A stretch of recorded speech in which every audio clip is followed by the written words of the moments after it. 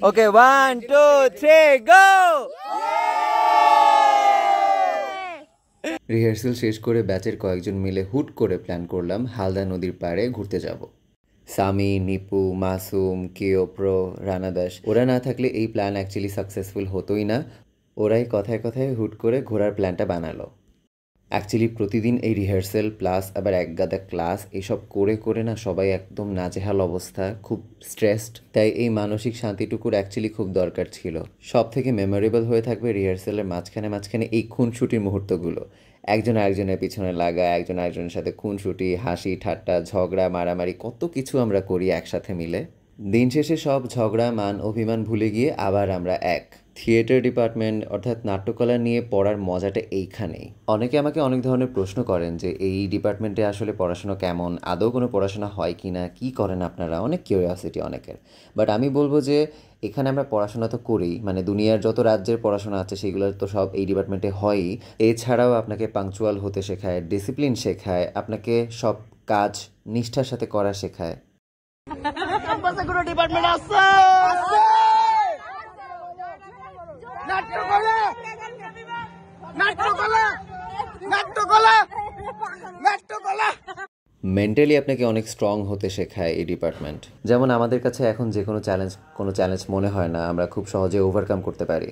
যাই হোক, দেখতেই পেলেন সবাই কিভাবে আনন্দ করতে করতে এক রিকশায় চড়ে 0 পয়েন্ট পর্যন্ত এলো। এবার এখান থেকে 2টো সিএনজি ভাড়া করে একদম হালদা নদীর পার পর্যন্ত একবারে ঠিক করলাম। দেখতেই পাচ্ছেন একটার মধ্যে 14 গোষ্ঠী সবাই উঠছি, কারণ আমরা গরিবস, আমাদের কাছে টাকা নেই এত।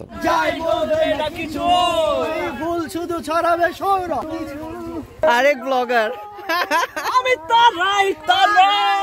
এখানে আমি এর আগে আসি নাই কখনো। যাওয়ার পর আমি জাস্ট মেসমেরাইজড হয়ে তাকিয়েছিলাম, এত সুন্দর সব কিছু। শুরুতেই এই কৃষ্ণচূড়া গাছটা মন কেড়ে নিল। এরপরে আস্তে আস্তে যখন ভিতরে ঢুকি সব কিছু এত সুন্দর, এত শান্ত ছিল।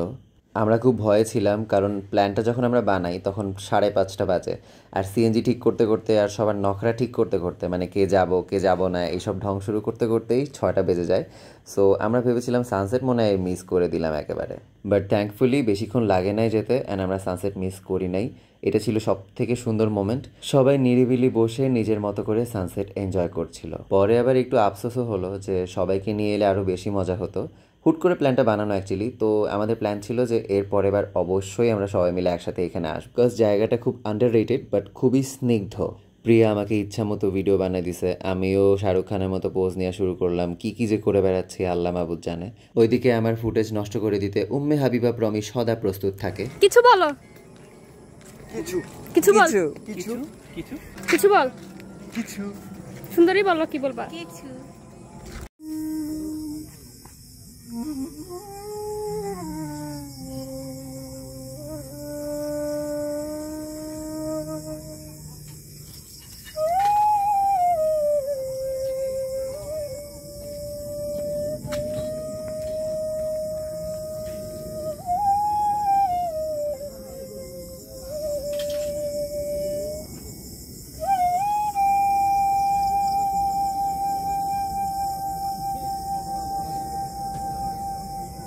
সন্ধ্যায় কেওপ্রোর মায়াভরা বাঁশির সুর শুনতে শুনতে আমরা একসাথে ব্যাক করি।